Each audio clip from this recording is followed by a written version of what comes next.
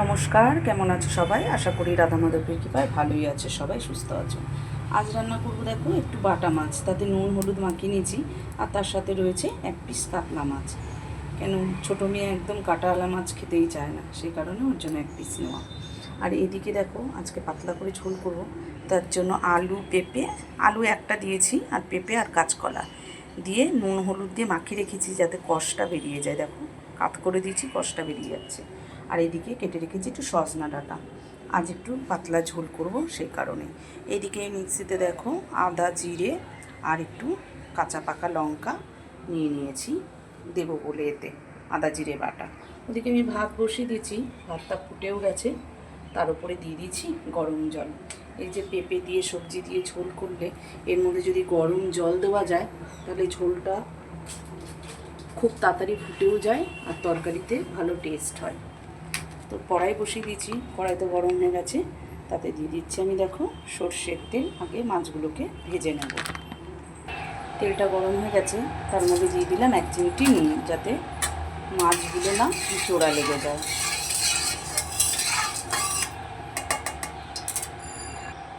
এবার আমি এক এক করে মাছগুলোকে দিয়ে দেবো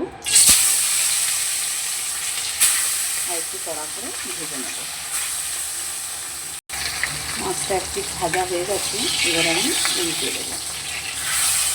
দেখো লবণটা দেওয়ার কারণে মাছগুলো কত সুন্দর উল্টে গেল, সহজে কোনো সমস্যাই হলো না। এদিকটাও দিল, মাছগুলোকে দেখো সব ভেজে তুলে নিয়েছি। এবারে এই তেলের মধ্যেই আমি দিয়ে দেবো ফোড়নে একটু গোটা জিরে আর একটু তেজপাতা।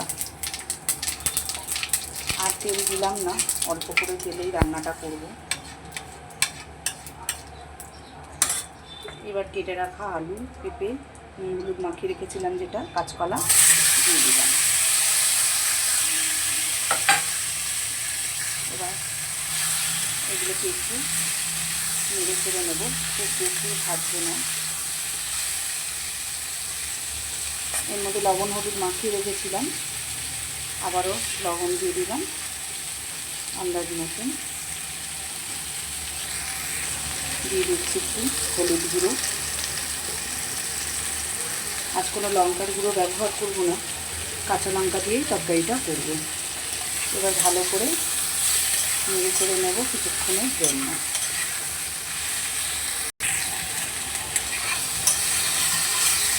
দেখো হালকা করে নেড়ে দিতে দিক করে আমার সবজিগুলো মোটামুটি হালকা লাল লাল হয়ে গেছে।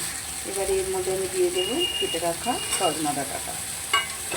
সজনা ডাঁটাটা খুব বেশি ভাজবো না, এটার সাথে হালকা করে সজনা ডাঁটাটাকেও নেড়ে নেব কিছুক্ষণের জন্য।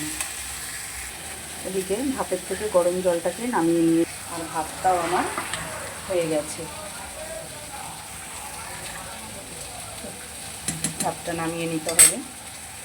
ভাতটা হয়ে গেছে, ভাতের গ্যাসটা বন্ধ করে দিলাম। আগে তরকারিটা বসিয়ে নেব, তারপরে ভাতের ফ্যানটা ঝরাবো। আদা জিরে কাঁচা লঙ্কা যে মশলাটাকে মাছের ঝোলের জন্য বাটলাম, এবার সেই মশলাটা বেশ খানিকটা দিয়ে দেবো। সবসময় এরকম পাতলা ঝোল করতে গেলে যদি বেটে মশলা দেওয়া যায় তাহলে বেশি ভালো হয়, গুঁড়ো দিয়ে অত ভালো হয় না। বাটাটা দিলে ঝোলটা একটু গাঢ়ও হয় আর টেস্টও হয়, আর গুঁড়োটা যেন কেমন একটা পাতলা হয়ে যায়। তো দেখুন বেশ কিছুটা আমি মশলা দিয়ে দিয়েছি, এবার একটু ভালো করে কষে নেব। যেহেতু সবজি দিয়ে রান্নাটা করছি তাই একটু অল্প করে চিনি দিয়ে দিলাম।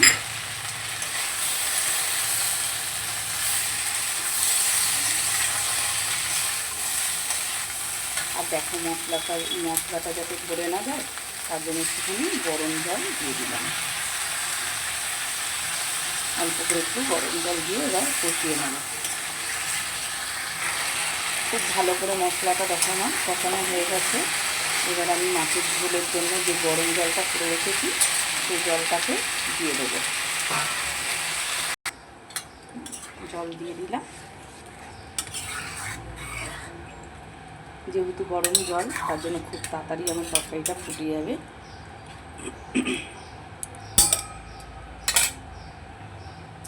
আরও অল্প করে একটু জল দিয়ে দেবো, যাতে পেঁপে আর কাঁচকলা আলুটা ভালো করে সেদ্ধ হয়ে যায়, তরকারিটা একটু ঝোল ঝোল হয়।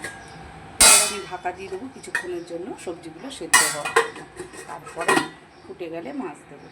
চলে আসলাম দেখো মাছের ঝোলটা দেখতে। বেশ কিছুক্ষণ ধরেই এটা দিয়েছিলাম ফুটতে, তো মাছের ঝোল ফুটেও গেছে।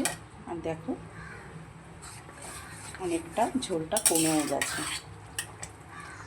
এবার আমি মাছগুলো যে ভেজে রেখেছি সেগুলোকে দিয়ে দেবো। গরমকালে এরকম পাতলা ঝোল খেতে তো সত্যি খুবই ভালো লাগে। ব্যাস, মাছগুলোকে দিয়ে দিলাম। এবার ভালো করে ঝোলের মধ্যে মাছগুলোকে ডুবিয়ে দিয়ে কিছুক্ষণের জন্য আবারও ফোটাবো, যাতে নুন মশলাগুলো মাছের মধ্যে ঢুকে যায়, আর যে ঝোলটা করেছি সেই ঝোলটাও যাতে মাছের সুন্দর একটা টেস্ট বেরোয়। চলো আবার কিছুক্ষণের জন্য ঢাকাটা দিয়ে দিলাম। চলো তবে মাছের ঝোল আমার হয়ে গেল।